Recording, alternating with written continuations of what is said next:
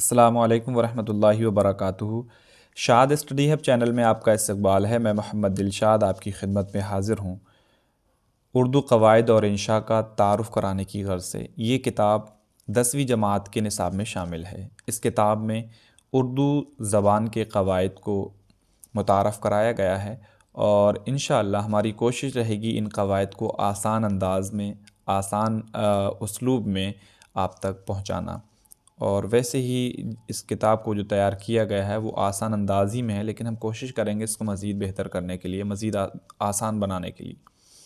اور اس کے علاوہ اس میں کچھ حصے ہیں، دیکھ لیں۔ یہ پہلا حصہ ہے، حصہ الف۔ اس کے بعد ہم دیکھ لیں حصہ بے ہے، جس میں شعر اور کیا بولتے ہیں شعری حیاتیں، علم بیان وغیرہ کا ذکر ہوگا۔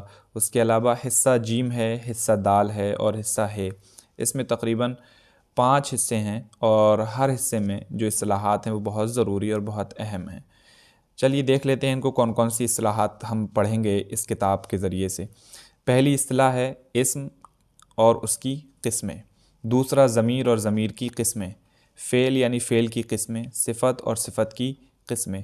اس کے بعد حروف کی تعریف پڑھیں گے ہم، واحد اور جمع کے متعلق پڑھیں گے، جنس یعنی جینڈر اس کے متعلق ہم پڑھیں گے، جسے تذکیر و تانیث کہا جاتا ہے۔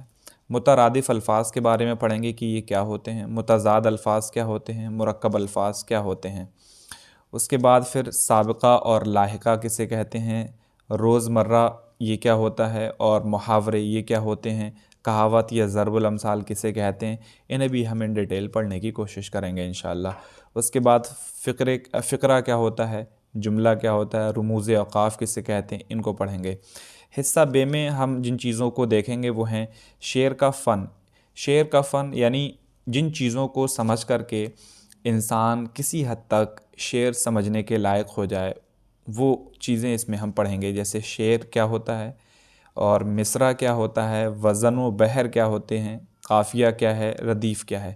اس کے بعد شعری حیاتیں جو ہوتی ہیں، فارمز جو ہوتی ہیں، انہیں ہم پڑھیں گے، جیسے مصمت ہے، مثلث، مربع، مخمس، مسدس، مصبع، مسمن، متسع، معشر، ترجیع بند، ترکیب بند، فرد بیت، ان چیزوں کو ہم پڑھیں گے۔ اس کے بعد اور علم بیان، علم بدیع، یہ 2 چیزیں ہیں جنہیں ہم ہندی میں النکار کے نام سے جانتے ہیں اور انگلش میں فگرز آف اسپیچ کہا جاتا ہے۔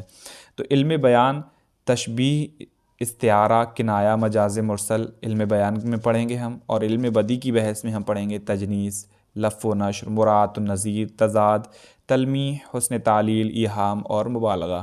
ان چیزوں کو مزید ہم ڈیٹیل میں پڑھیں گے، میں ابھی کسی کی ڈیفینیشن میں نہیں جا رہا ہوں، اور انشاءاللہ جب ہم اس کو ایک ایک کر کے ان اصطلاحات کو پڑھیں گے، بہت آسان طریقے سے پڑھیں گے انشاءاللہ۔ حصہ جیم میں دیکھیں نثری اصناف اور شعری اصناف۔ نثر کہتے ہیں پروز کو انگلش میں، اور شعری اصناف میں سے ہم کہہ سکتے ہیں جو پوئٹک فارمز ہوتی ہیں ان کو دیکھیں گے۔ تو نثری اصناف میں اردو میں آتا ہے داستان ہے، ناول ہے، افسانہ، ڈرامہ، مضمون، انشائیہ، سوانح، خاکہ، رپورتاز اور سفرنامہ وغیرہ۔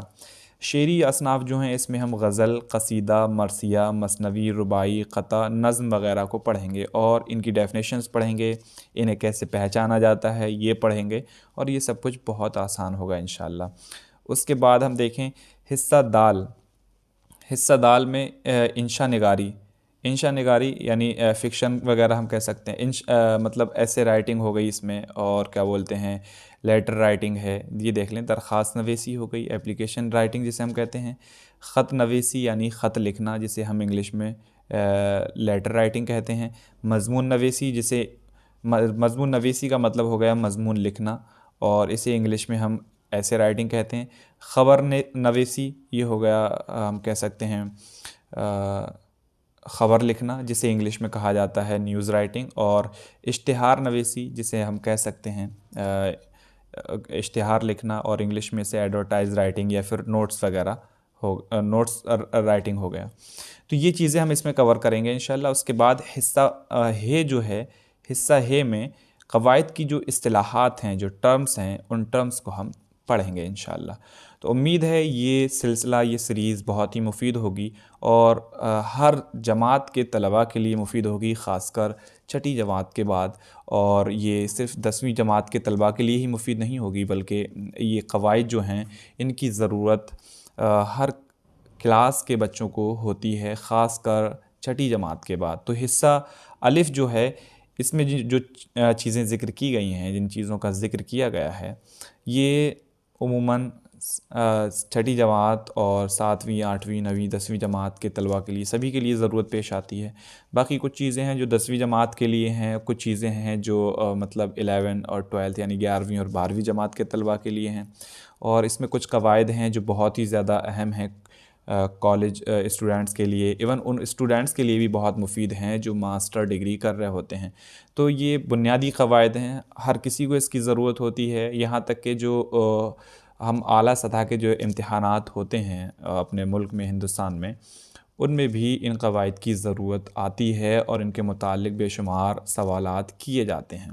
تو امید ہے آپ اسے دیکھ کر خود بھی فائدہ اٹھائیں گے اور دوسروں کو بھی شیئر کریں گے جنہیں ضرورت ہے، تاکہ ان کا بھی بھلا ہو۔ دیکھتے رہیے اور سیکھتے رہیے۔ انشاءاللہ ملتے ہیں آپ سے اگلی ویڈیو میں اس سیریز کے پہلے سبق کے ساتھ۔ اللہ حافظ، تب تک آپ اپنا خیال رکھیں۔